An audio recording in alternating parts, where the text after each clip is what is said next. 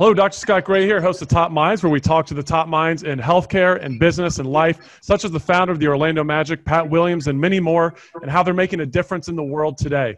I'm also the founder of over 10 healthcare clinics, Gray Marketing Enterprises, and have a doctor training business to help folks grow their businesses as well. This episode is brought to you by gmedigital.com. That's Gray Marketing Enterprises, where we completely run your healthcare business marketing to drive more patients to you so you can focus on providing the best healthcare possible. If you've ever thought, how can I see more of the perfect patients who need my help? Contact us today. Email support@gmedigital.com with any questions, or go to gmedigital.com to learn more about our services and what we do.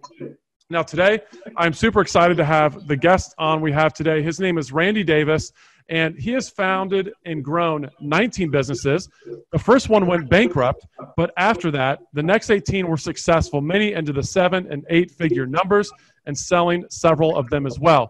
He's dad of 5 wonderful kids, husband to his beautiful bride, Kim, and Randy's a trusted advisor to some of the top business people around, kind of the man behind the curtain, right? The Wizard of Oz that's responsible for a lot of people's success, including a big impact on myself.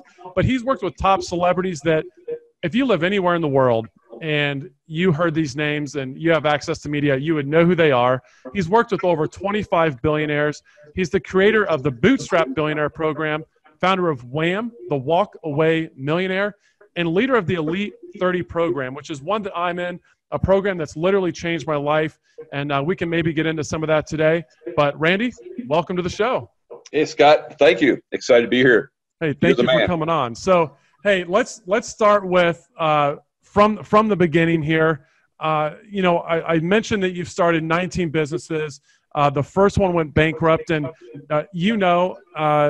very well how much I look up to Walt Disney as a businessman, and he kind of had this similar experience. His first business went bankrupt, and he always said it's always good for someone to have a nice hard failure when they're young, because you can learn a lot from that. So kind of take us back to starting that first business. How did that happen, and what did you learn from that experience? Okay, cool. Well, I started the business because I was, I think, 6th grade, and I had a friend. His name was Mark Tomlinson, that wanted me to spend the weekend with him. And so on a Friday night, his father took Mark and I down to the YMCA. We had an open swim night. On our way home, he stopped by McDonald's.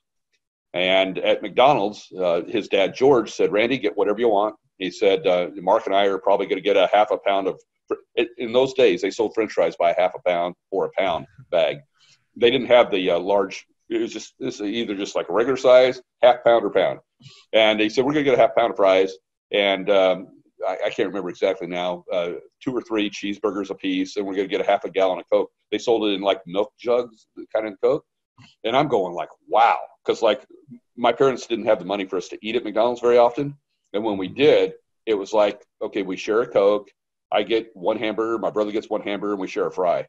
And so to have somebody say, "Get whatever you want." And I'm like, so I turned around and I said, "Well, I'll have what you guys are having, And so we take it home, and Mark and I, his bedroom was up on the 2nd floor. So he opened the window, and we crawled out the window and sat on the porch of the house on the roof. And we're talking. I said, "Wow, your dad must be rich.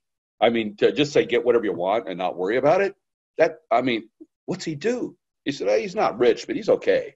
And I said, "Well, what's he do?" And he said, he owns his own business. And I said, "What kind of business is that?" He said, "It's a construction business where they do things like build roads and stuff." And I said, "Wow." And so money's not an issue here.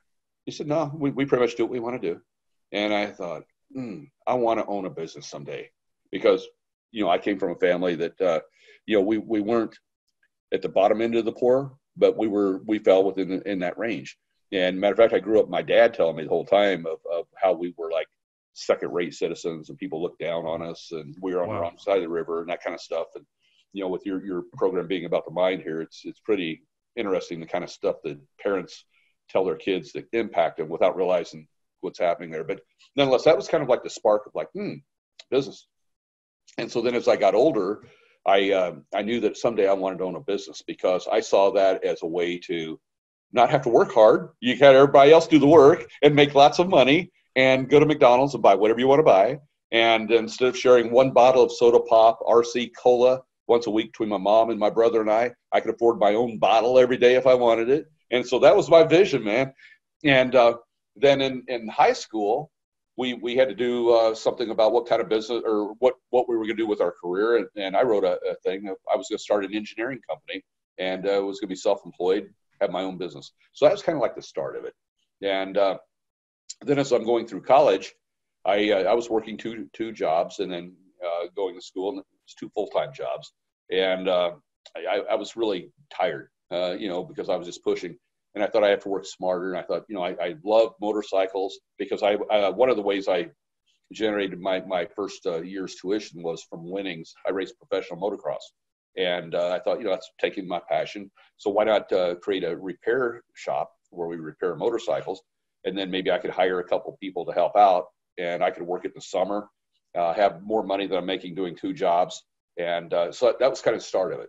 And it worked out well. I mean, it was a tough start, like any business, building the momentum, getting that moving. But ultimately, it took off, and we started developing a reputation area of the best mechanics and things of that nature. And so I had a gentleman that was named, he was a parts manager. I hired him to manage the parts. We expanded to where we started offering aftermarket accessories for certain motorcycles. And we'd looked at franchise, maybe buying a franchise or something, but we didn't. We stayed independent. And this person, I'll only mention his first name, Jeff. He worked with me for a long time. I had that business for about 10 years. And so it served me through college, served me after that. And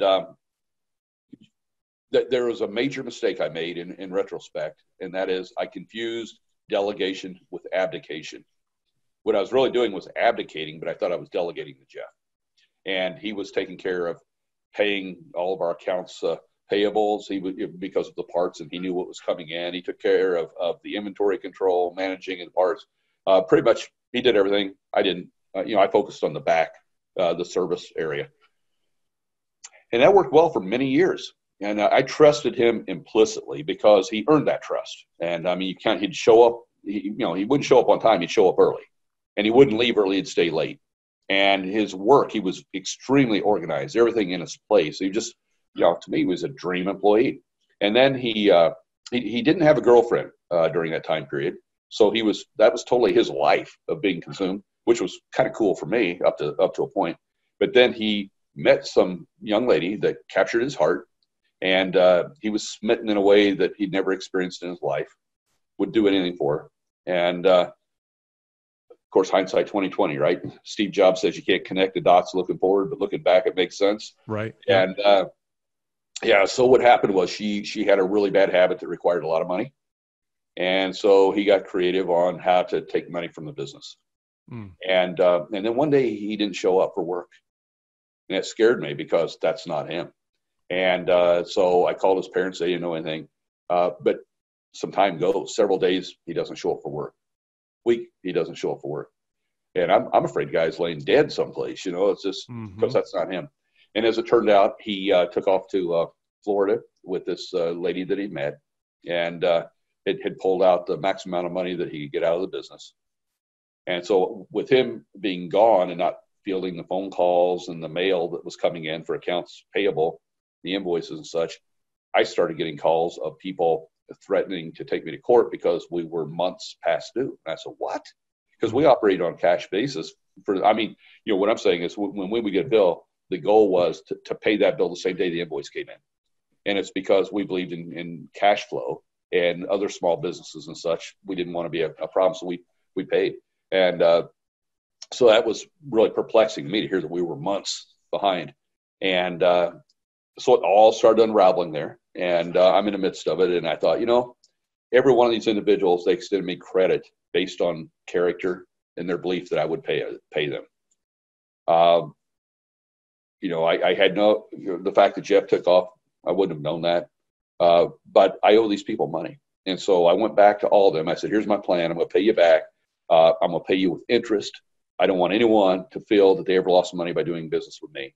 And that's my promise and my commitment to you. And here's my plan that I'm to pay you back. And all the creditors agreed except 2. And 2 of them said, no, we're taking you to court. And those two creditors just pretty much sunk the boat. So at that point, I tried different things. It didn't work. I ended up filing Chapter 7 bankruptcy, both personal and business. And that was rough because my personal credit rating at that time was really good because being in a seasonal business, I paid cash for stuff. I had lots of cash that I saved to get through the slow times. And, I wasn't wealthy, but things were good, Yeah. And all that went away. And I've often said money is a magnifier, right? If you're a really good, generous person and you have money, you'll just be more generous and you'll be a better person. If you're an asshole, money will make you more of an asshole. And I've seen that be true over my life of observing stuff. So I had a marriage that wasn't very good, and the money situation magnified that it wasn't very good. Yeah. So not only did I end up divorced at that point, or bankrupt, but I was divorced at that point, and so I really didn't have any place to live, and I was homeless for a period, and then scraped up some money to buy a Volkswagen. There was it was an orange Volkswagen that was like a rust bucket, but for $500. Now $500 for me at that point was really hard because I didn't have any money. Had zero. And I thought, what can I do? I have to earn income fast because I want to pay back the creditors. And, I need money because I really was. Now, part of it was, could I have gone back home and lived with my parents? Possibly. Maybe, maybe not, because it's kind of a strange dynamic there. But my pride wouldn't let me do that. Yeah, right. And so I would rather be homeless than go back there. And my dad was, I love my dad, and he's a good guy, but he has a lot of, anytime somebody carries negative thoughts from the past or whatever, I call it head trash. So it's not meant to be disparaging. But my dad had a lot of head trash, and, which then I picked up a lot of the head trash too, but he did the best he could for what he knew from where he came from. So, that's what we all do, right? We try to do the best we can. There's no animosity or ill feelings on my dad. He did what he could do. But with that being said, homeless was a better option for me. And so that was kind of the start. So I'd have one meal a day. There was at a hotel, it was a Sheraton hotel.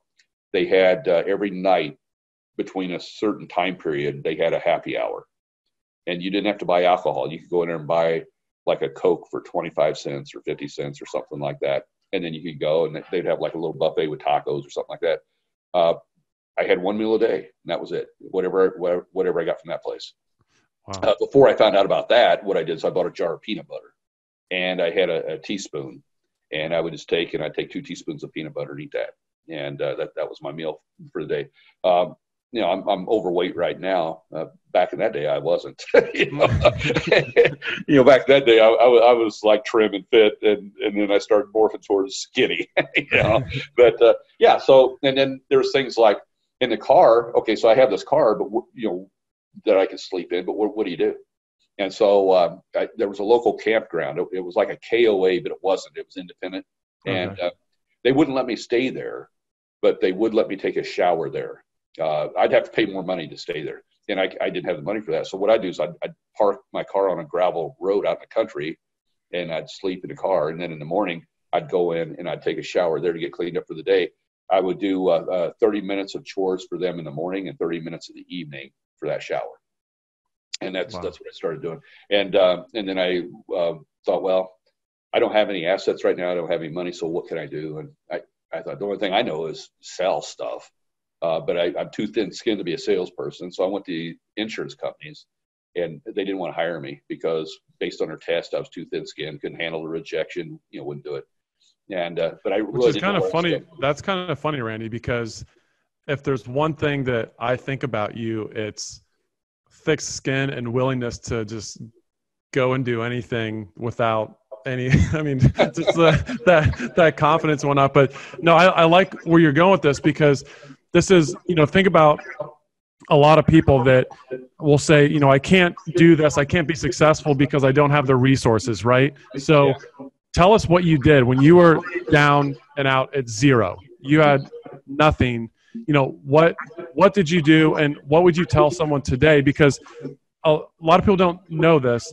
You basically set this up for yourself for fun, that you are going to go back to zero in the last couple of years and go from zero to $1 billion in 7 years. So you just do this for fun. So for people that are just there and trying to get to that next level, tell us what you did, and then what do you think someone should do today to go from zero to their goals? Okay. That's a great question, Scott. And, when you made the comment about you think I'm thick-skinned and I'll do whatever, that's true today. But that's from decades of doing the other piece. But we're going back to where did I start from? I mean, when I was a kid growing up, as a teenager, my dad would get paid on Fridays. And so, I'm talking about like teenager, like being maybe 13. And so a Friday, my dad would get my mom, my brother, and I, and he would drive to the bank, cash his check. We would go to a little fast food restaurant there. It's called Marty K. And we would eat a hot dog. And then he'd go to the grocery store and do the week's shopping. And Marty K was a small thing that you had to walk down through several tables to find a place to sit. And it was packed because it was a low-priced place on a Friday night. I was terrified. I would beg my parents to let me sit in the car and bring the food out because I didn't want to see people when I walked in. I was so shy. And so that's proof, I guess, that you can change drastically for the better if you want to, and you're willing to stay with it. It didn't happen overnight, and I had more days where I wanted to vomit for what I was doing than not. I mean, I was in a constant state of nauseousness. So what I did was. My dog hears me talking with you now, and he thinks it's time for him to go outdoors. So, oh boy! So the first thing I did was I went to area banks, and I walked in to see if I could talk with either the trust officer, or the bank president, or the commercial lending officer, and whomever I could get access to. I explained to them that I built a business. I abdicated, bankrupt, but I'm going to pay everybody back, and that's my commitment.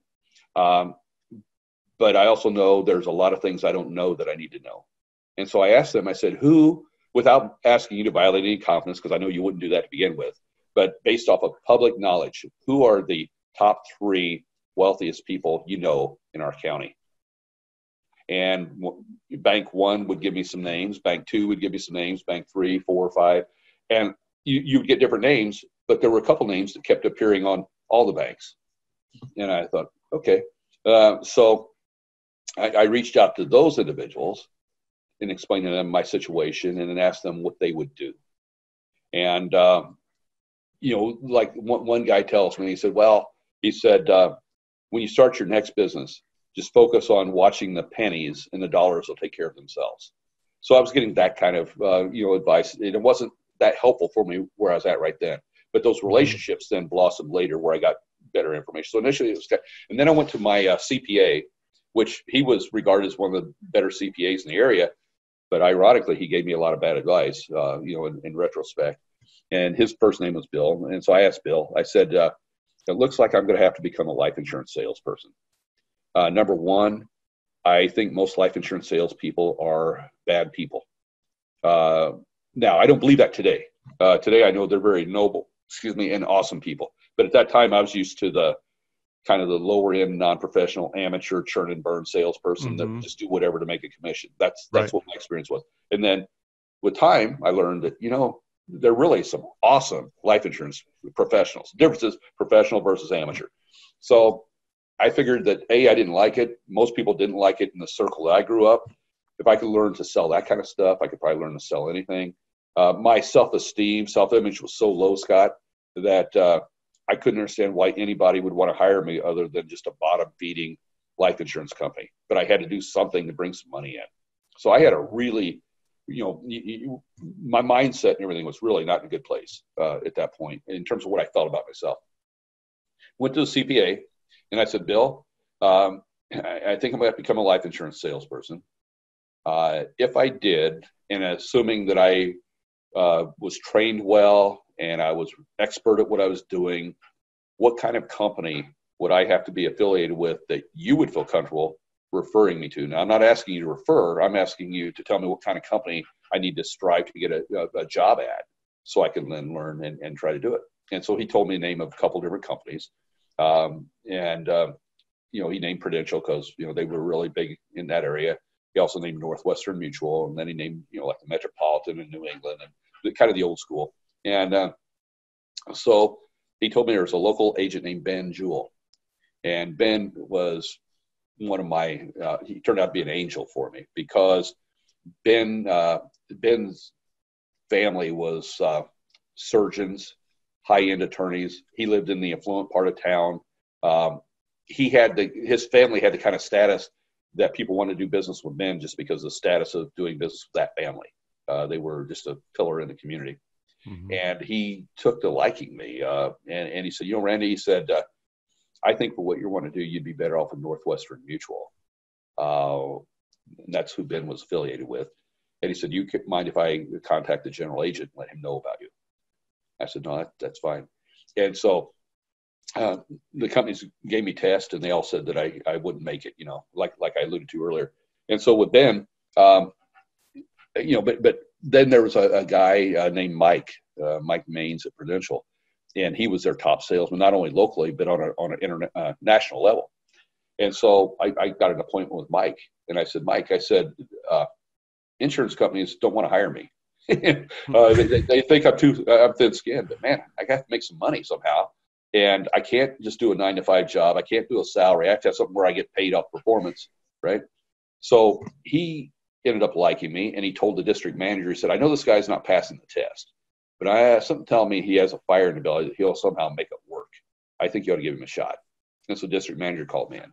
And am I going too granular on this for the podcast? No, because I feel like for someone who is, in that position, just because if people really listen to what you're saying, there's some foundational things, Randy, that, you just said, I knew I had to get paid for performance, right? Mm-hmm. Like that's something that a lot of people would think different, and they would say, I just need a paycheck. Mm-hmm.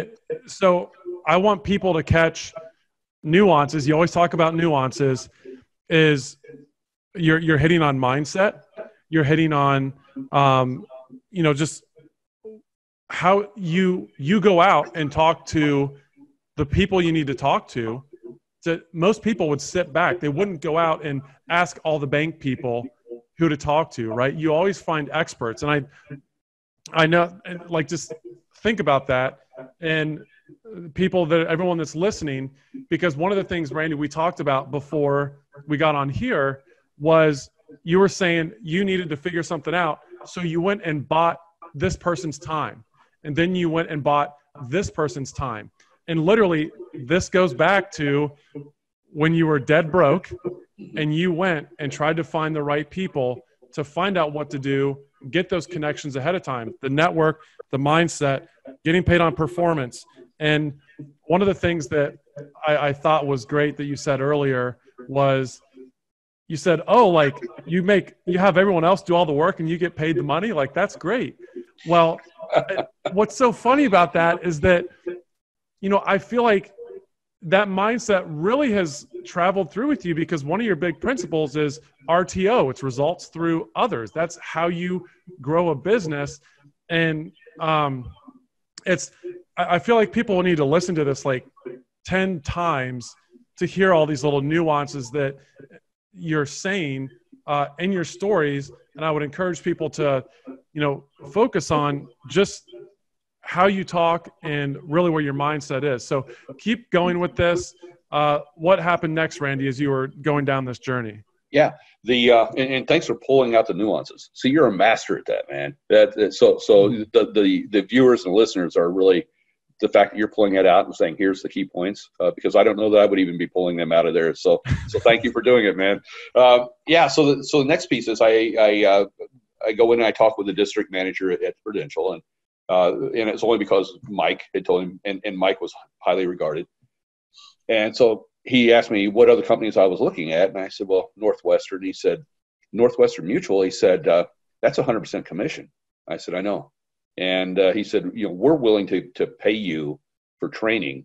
And then we'll give you a small base for a couple of years to let you get solid, and then you get a commission above and beyond that base.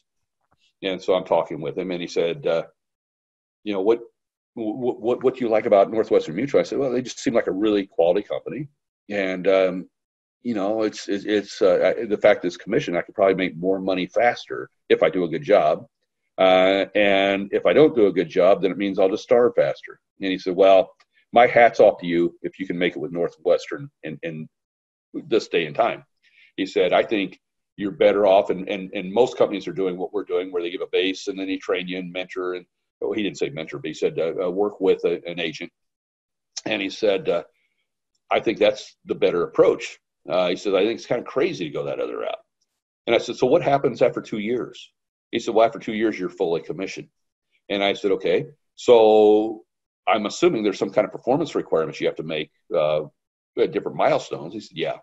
And I said, so what happens in 2 years if I don't make those milestones? He said, well, then we'll give you a probationary period, and you either hit it or then we'll terminate.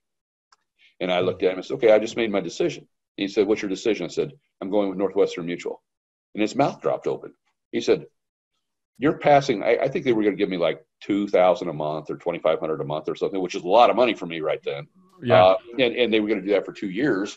And he said, you're going to waive and forego all of that to go. He said, they don't even pay you for training. He said, you'll have to go through weeks of training without any compensation at all before you even start with them. I said, yeah, I know. And he said, so why did you make the choice? And I said, well, I'm either going to be able to do it or I'm not. And I think I'm going to do it. But if not, I'd rather take the bullet today than wait 2 years to get the bullet. Yeah. Because one way or another, I'm going to get shot, right? Metaphorically speaking, I might as well just get it over with instead of just drawing it out with slow, painful death. And he goes, wow. And so that's what I did. I then contacted the general agent, and he took a chance on me, and away we go. And that's the old rest. The rest is history after that, right?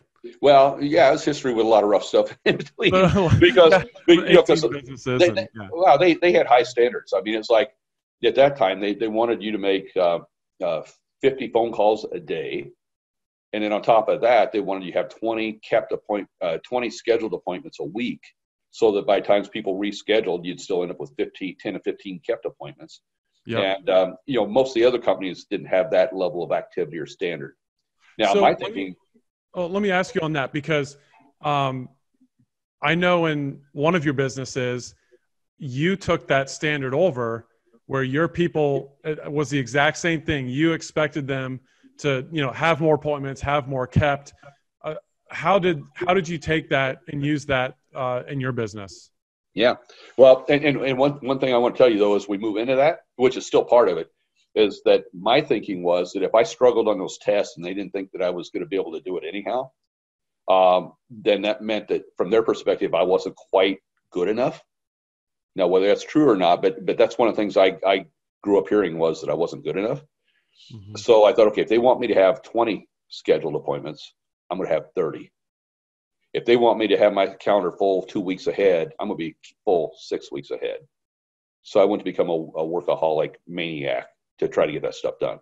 And because I did that, I ended up finishing my first year as Rookie of the Year in terms of sales quotas and stuff. But it's just pure work ethic. My one son asked me about it. And I said, I just worked harder and longer than anybody else.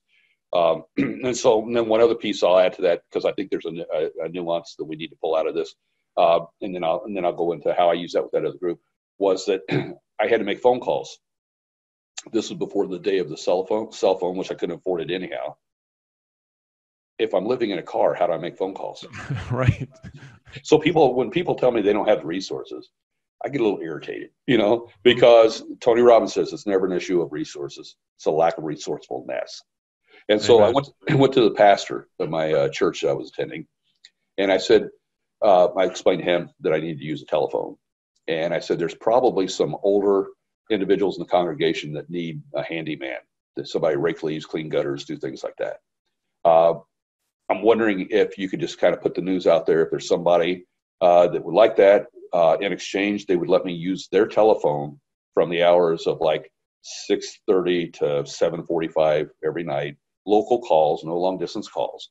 And in exchange for that, I'll do chores they need around the house. and there was this older lady that needed that. So I would go in there and use her phone to make the calls, which I hated making the calls because I was thin-skinned. And that kind of helped me out with not having much food to eat because I was almost in a state of just wanting to vomit all the time anyhow. So by the, I mean, you really don't have an appetite when you're feeling that way, And I would shake. I mean, I would just literally shake when I started picking that phone up to dial. Just 'cause, I took all the rejection personally. Zig Ziglar helped me understand it wasn't me that they were rejecting, but that's the way I took it. So back to what did I do with the others? The fact that I lived that life and the fact that I did that for a few years and I had results of what I was actually doing, then, at that point, it was easy to let people know what I did. And by the fact of doing it, they couldn't blow smoke. So when I had my office with the other salespeople in there, we expected them to be on the phone from 9 o'clock, depending on the period. I mean, there's times where it started at 8:30, but in a general sense, I'll say from 9 o'clock to 10 o'clock. But we had people on the phone from 8 to 10, 8 to 9. But there was that one window that everybody had to be on the phone. And we expect them to have their office doors closed with a little thing that says "Do not disturb." I'm dialing for dollars, And then the assistant, one of my assistants would, because you have your phones with all the little extensions on them, you see the trees light up. Yeah, we expected to see just red all across those phones. And the other thing that we did is we had client builder day. So we tracked their activity and efficiency points. And we gave them so much, they received so many points if they, well, first of all, they had to make so many dialings. And so on the client builder day, it was the first business day of the month. And the different salespeople would come in together. And we'd have them like the first year salespeople, the second year salespeople, and they would sit in a big circle. And so they sit down and say, last month I dialed the phone 500 times. I reached 283 people. Out of 283, I scheduled this many appointments, and out of the appointments I scheduled, this many were kept. That's how we started out.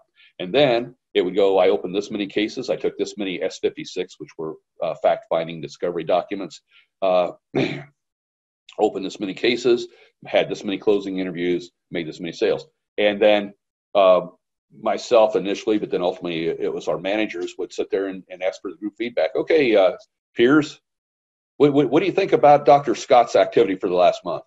And the guys look at it and they say, well, I'm looking at the trends, and we had the trends where they could look back and see what had happened previously. And it says, it looks like you're not reaching as many people as what you had done earlier. What's going on? And then somebody else might say, well, have you changed the hours in which you're making your calls? It looks like you're trending down on the referrals that you're getting. What's going on, Scott? Somebody else might say, hey, it looks to me like you're just bullshit because you couldn't be doing this kind of activity and having this kind of result. And if they were trying to be nice on the front side, the manager would say, hey, guys, you're doing this to help them out. And we want to do it with kindness, but we want to be candid and we want to be truthful. So if you see something here, be nice about it, but call them out on it. And if you're not calling them out on it, you're failing. You're failing your colleague. Mm-hmm. So we created a culture where they would call you out, expect you to have high standards. Now, if you were in the second year and you weren't hitting a certain level that was set, we had our champions group. And so after your first year, you move in the champions group. If you weren't hitting your level, you weren't in the champions group. You were in the second year group. That was like the black sheep of the family. People did not want to be in the second year group and not be in the champion group, because that's kind of saying you guys are not doing the job, Yeah. And so instead of firing people, we fired them up, and then we created a culture where everybody else expected those high standards, and it was just uncomfortable for the slackards. Instead of firing, they fired them up. I love that. That is such a great line. I love that. So, how did you go about, and just to stay on sales for a minute, I know a lot of people have a hard time finding salespeople, and I know for you, hiring's a big thing. It's an important thing, right? It's your company's all about having those A++ players. How did you guys go about finding great salespeople?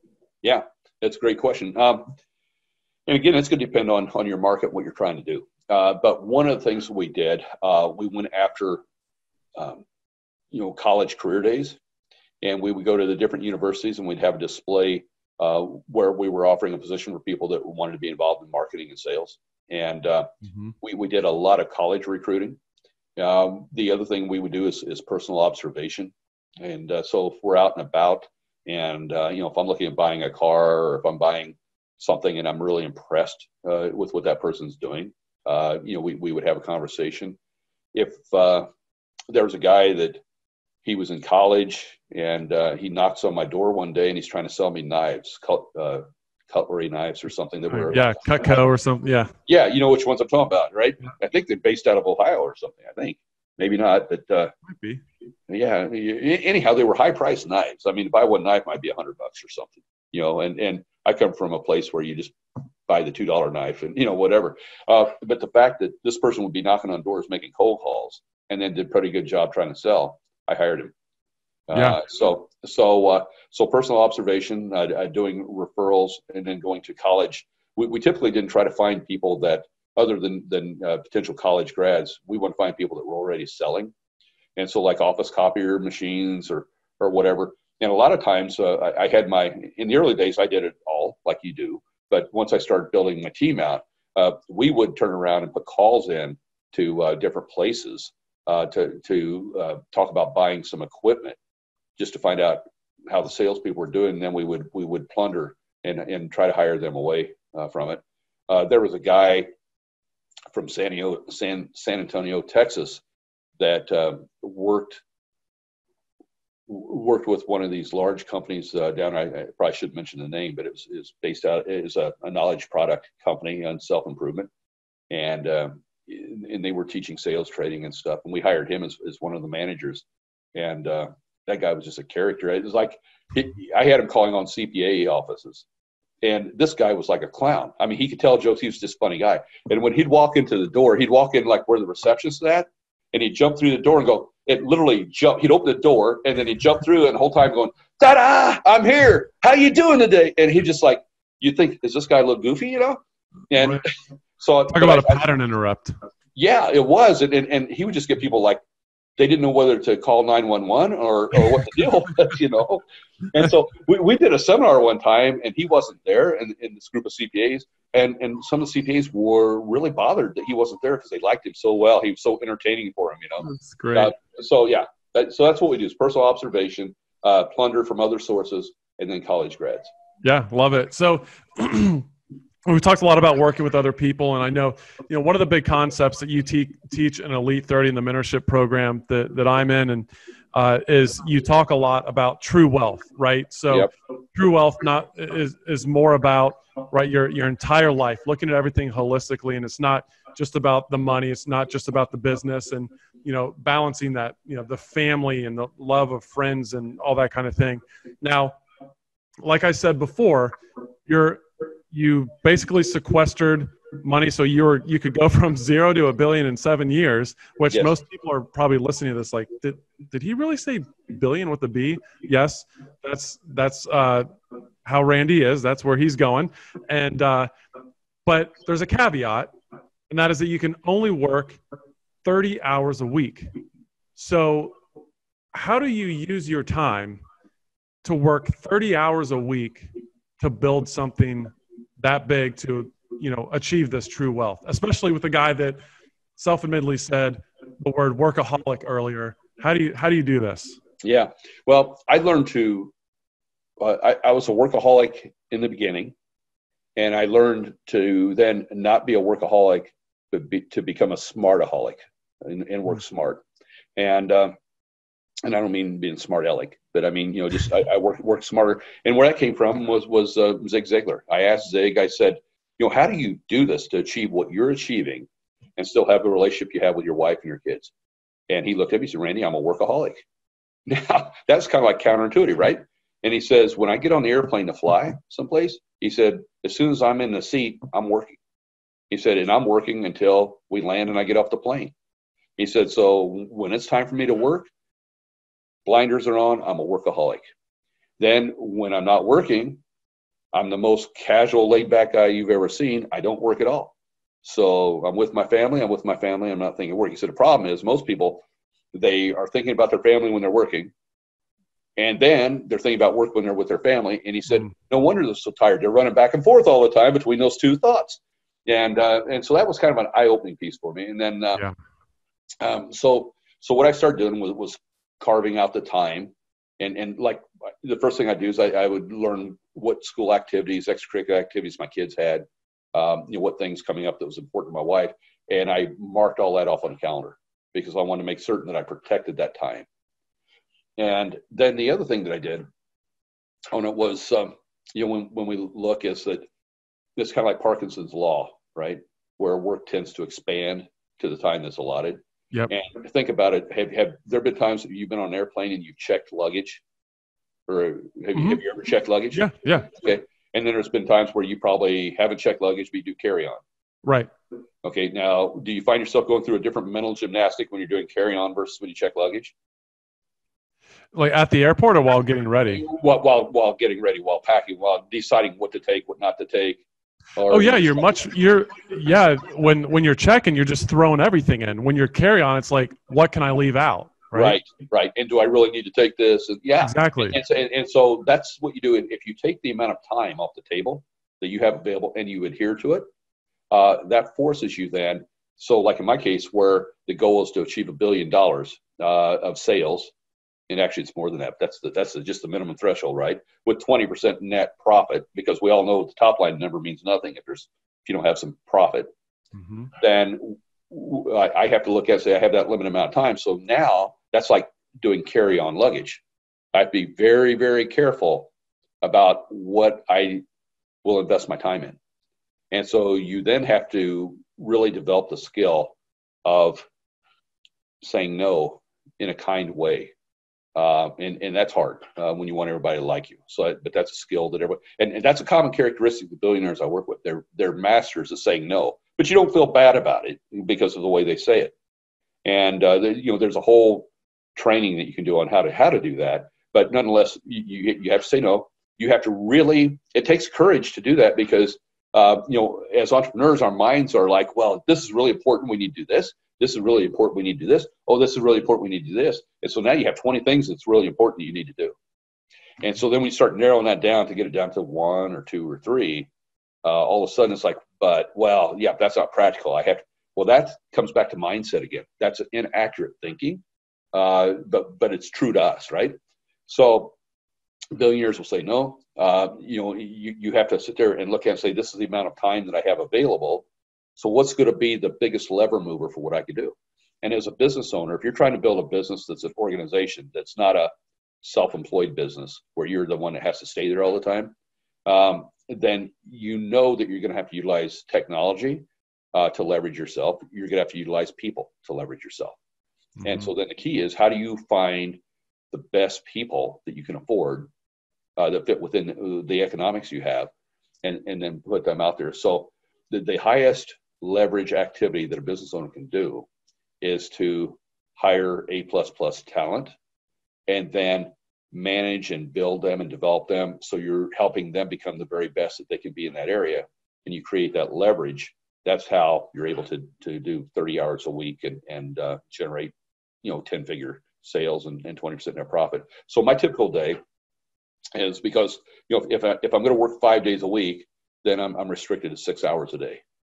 And that's kind of the model I use most of the time. Now, there'll be periods like when we do our workshops or something that's a longer period. So then I have to adjust that on some other area.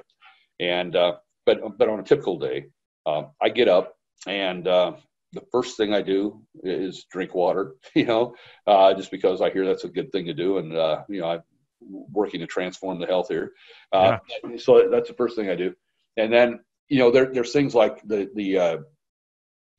I don't like to get up in the morning and have to be rushing and have a lot of intensity, because to me, I believe how you start your morning is how your day goes. Yeah. And I think one of the other high leverage things you can do is create what I call white space on your calendar. So you have plenty of time to think, where you can kind of get away from all the frenzy. And it depends on, some people are like evening individuals. Like there's a guy that I was with a year ago, and his brain works the best after 6 o'clock at night. Wow. That's kind of rare, but like in the morning, you'd think he's kind of like just like you have to poke him and see if he's alive. It's just like he's sitting there going, zombie. Yeah, that's what I'm trying to say, zombie. But I start out, I get up. I used to get up when I was workaholic. I'd go to bed around between 11 and 12, and I'd wake up around 3:30 and 4. And this is totally stupid. The stupid meter goes off here. I mean, my thinking was always like, hey, I can sleep when I'm dead, dumb. But I did that for probably 15 years, and it was like, now part of that was because I was doing a father-son paper route with my 7-year-old son. And then we'd do papers together, and then he'd go back to bed and sleep, and then I'd, stay. And so that wasn't smart. But what I do now is I strive to wake up at 6 in the morning. My problem is I still usually wake up around 5. And so, I get up, whenever I wake up, I get up somewhere in that range between 5 and 6. And I drink water, and I take the dog out and let the dog do his deal. And then I come back in, and that's kind of my time to I'll write in my journal. I start out with like 5 things I'm thankful for. And now I usually have a lot more than 5 things I'm thankful for, but that's how I started with 5 things I'm thankful for. And then I write, just abbreviate what my vision is and my immediate goals that I'm working on. And then I do that to position my mind to be thinking about it, the reticular activating system, right? You familiar with that? Yep, absolutely. Yeah, I thought you were, from what we talked about. But by doing that, it's cluing that in, and then I'll read and study, and then take what I read and study and figure out what to apply. So I'll have a certain area that I'm focused on. So I just saw a thing. My internet connection's unstable here, so let me know if there's a problem. Okay, I can hear you good right now. Okay, and so that's how I start out. I start out by reviewing my goals, thinking my vision. My adrenaline, man, I can feel my body. We were talking about vibration level of the subconscious mind in your body at the last workshop. Oh man, matter of fact, I'm getting goosebumps right now while I'm talking to you about it, because I know where I was at, the state I was in this morning when I did it. And and so then I'll do that, and then I start in on my workday, and I do my workday where I do the sprints. And I'll take what's the key initiative that I'm after that day. Usually I focus on one big, huge lever moving thing that I focus on. Now, a lot of people say, well, they can't do that. They have to do multiple things. I restrict it to 3. There's some days where I might do 3 sprints that are 3 different sprints. Other days I'll take one thing and I'll do 3 sprints focused on that one thing. Yeah. And then after I get, and then I run my sprints for an hour and a half, and then I take 30-minute break on that. And then after I get that done, that's when I would deal with any of the loose end stuff that I need to deal with. And other things. Your 30-minute break, explain that too, because that's one of the things that, sometimes people, what they would do is they, jump on Facebook or, talk about what you do during that 30-minute break or don't do. Yeah. Okay. That's good. Well, one thing I do on the, like, of course, I don't do the Facebook thing, which, that may shoot me in the foot. We'll see. But I don't think it is. And whether it shoots me in the foot or not, I'm not doing it. Because I think it's something that can suck you in like a vortex you can't get out of. So if you are going to do like the Facebook kind of thing or the Instagram thing, I would do that one at the very end of the day. Just do it one time during the end of the day before you call the day quits. And if you're calling the day quits because you're going to meet friends or family or whatever, you're not going to spend so much time on the Facebook piece. You're going to get done what you want to get done with Facebook and then move on, right? So don't do it throughout the day. The people that I find that dodge in and out multiple times a day, I can almost guess what their bank account balance is. And I did that to a couple of guys, and they were surprised because usually they're not going to have much money in the bank. They're spending too much time. Now, I'm probably going to alienate some people, but all I can share with you, the billionaires I know, they're not on there. They're not doing it. So on back to that 30 minutes. What I want to do there is I want to reset my brain. Because if I'm intensely concentrating, and I set a timer, and I'm doing that 90 minutes, and I'm intense, I'm burning a lot of mental energy at that time. So during that 30 minutes, I want to do something that helps me recover from that intensity. I want to go and do a sprint again.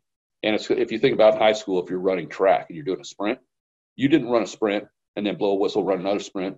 No, there'd be events between them to let your body recover a little bit. So one of the things that a recent habit that I developed, this after you helped me out with my feed in a year ago, April, actually, is during the first thing I do in the 30-minute break is I drink some water. And then I have different stairs, different levels of my house.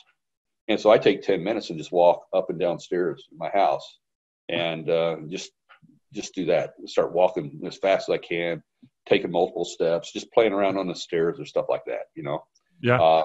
Or maybe I'll go outside and chase the dog around the house several times on the exterior. But I'm doing something to get my heart rate up, kind of move, get my head out. If the weather is decent, or if it's not decent, I usually get out and get some outdoors because of the sun or whatever, get out of the house. I do something fun though. So it might be that I take a short walk through a nature area. It's something that's totally non-work related to let my brain just totally come back to where it's at. Now, if I'm working on a 90-minute sprint on the same thing, here's the thing though. When I come back into the 90-minute sprints after that 30 minutes, I don't have to take 10 or 15 minutes to figure out what I'm doing again or to get back into the thing. I know exactly what I'm doing before. So Jim Rohn used to say, plan your day on paper before you do your day.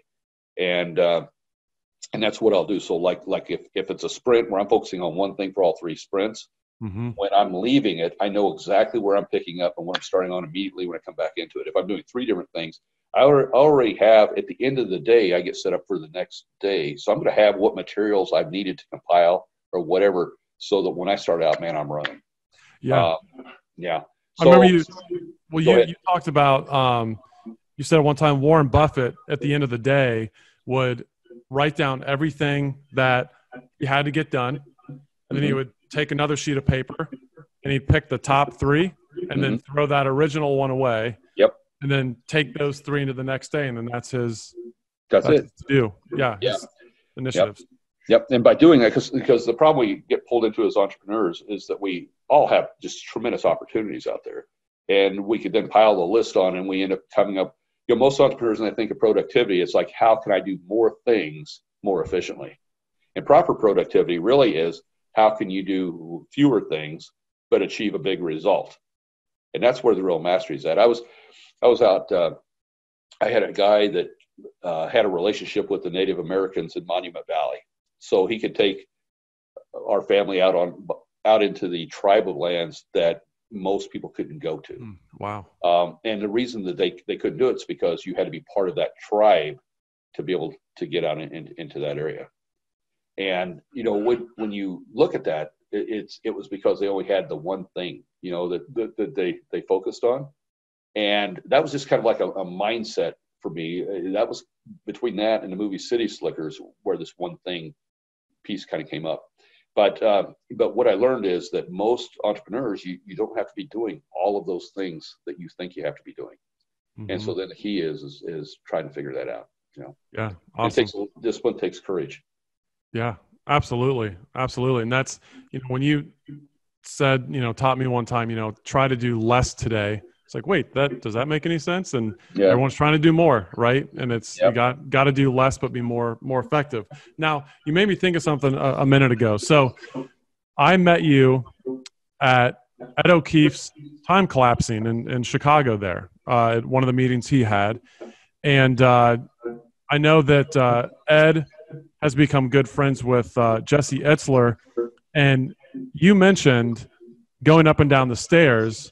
And so I was going to ask you, does that have anything to do with, or are you going to try to do this 29-0-29 Jesse Itzler event of climbing Mount Everest? We've talked about that. Yeah. Well, there's I'm going to answer yes to that, but there is a catch. And the catch is that the person that introduced me to that and said we ought to do it. I asked, I said, so what's the time deadline to and he said, oh, it's a long ways out yet. And because as you know, it's the foot thing that, so my answer is yes, but I think like the week after our last workshop that we were together, I get a communication that says that it's full, that it's sold out. Oh. And it surprised everybody that was talking to me about it. So we're on a waiting list. Got it. Okay. And so if it doesn't happen this year, which we're using the mindset that it will happen this year, but I'm just telling you that that's what's happened. So I'm still training and doing what I'm doing to to do it. And if for some reason it doesn't happen this year, then I'll create my own 29029. So I will be doing a 29029 this year. Nice. And I Okay. believe it's going to be with them, but if it's not with them, it's still going to happen. Yeah. Yeah. And then next year I'll do it with them. Very cool. So there's some procrastination involved, but actually it was just the information and expectations of what happened. So yeah. Very nice. You want to do it? I've thought about it. I need to start training if I'm going to do it. But you're already in better shape than I will be after I train. So it's all right. I got a little ways to go though, so we'll have to figure it out. There's a million things I want to talk with you about, Randy, but we'll go ahead and wrap this up today. Maybe we'll have to do another podcast at some point, just because there's so much information. You're just so knowledgeable about in a million different things. But I wanted to get into the world-class business, hiring, leapfrog leadership, the toxic team. I mean, I have a million things, but we'll save that for another time. But if you could leave with one word of advice out there, something that maybe someone is just trying to grow their business, maybe trying to get out of the prison that their business has become, what would be one word of advice you would give someone? I'm going to give you an answer that I believe in my heart of hearts is the right answer. And it's probably an answer that majority of people listening or watching will say, oh, no, that's fluff. No, don't do that. I know, my son Parker, he'd certainly tell you that. He'd like, no. But what I'd say is set out to be a master of your mind. Master your mind. Because if you think about the people that's in our group, you think about different business owners, the people in our group are really the elite, best of best, the group that you're in. And even within that group, there's a variance of who's doing what in terms of through typical business metrics, right? Well, and so it's not like anybody's smarter than somebody else because everybody in that group's smart. They're world-class smart. They're very creative. They're resourceful. They're doing stuff. So what's the difference? Or like my brother, my son Parker would sit there and say, boy, he says, they're just, like the people that see my family and then they see me, they think that we don't go together, Right. They can't figure How it out. did you come from that? Like that? Yeah. And so I don't mean that in a pat on the back, but the question is why? What's the difference? Because my brother is a great guy, hardworking guy, a tremendous work ethic, really smart with mechanical, stuff and working with his hands. My dad was a hard worker. My mom was a hard worker. My grandparents were hard workers. So how is it that I escaped that to have the lifestyle that we have and to do things in bigger ways? And it comes down to this right here. And when I'm saying this, it's not just your intellectual thinking, but it's a subconscious thinking. It's a belief. Like I told you, I felt like really horrible about myself early on.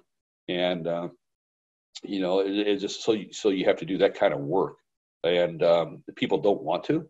And you have to have time to, you're in a shower and you probably come up with ideas and solutions when you're taking a shower that you wouldn't get when you're sitting at the desk working. Mm-hmm. And it's because you disconnect your mind. You're letting your whole, your mind is not just your brain, but it's your whole body, nervous system, all this. So yes. I think becoming a master of your mind. And then, if you want to do something else, I'd say make certain that how you're building your business, that it's passing the litmus test, that it's going to allow you to live a life of freedom. And it's going to build some level of financial independence or wealth for you. So that all comes back to, as Stephen Covey said, begin with the end in mind and then reverse engineer to do that. Absolutely. Great advice. And thank you so much. And so, Randy, I know you're a very private guy, but if someone did want to get in contact with you, learn more from you, talk to you about programs that you put on, how would someone contact you? What's the best way to do that? Yeah, right now that's interesting answer because I really don't have a website up. I don't have all the typical things that you would expect to have. I know you're just like that's by design. Guy behind the curtain. It's by design. Now I will say that I realize I have to come out behind the curtain a little bit for what I'm doing next. So I will be having a website and we'll have the typical. You're not going to see me hanging around on Facebook or stuff though, but you'll see the basics of what these. So what I would say is right now just send it to my personal email if you're going to do that. And it's Randy Davis 2500 @gmail. And just know that I don't check it every day by design. It might be a few weeks before I would respond by design. And, with clients, I respond faster than on anything else other than clients. I don't respond. And even with clients, it's usually a couple of days before I respond. Yeah. And I'm building a team. Right now, it's the Lone Ranger for the most part. And so as I build a team, things will be a little stream because we're doing a Bootstrap Billionaire. I love it. I love it. Thank you, Scott. Randy, hey, thank you so much. Appreciate you being on here and all you've done to help me and our group and everyone you come in contact with. So we'll have to do another one. Thanks, Randy. Yeah. Thanks, Scott.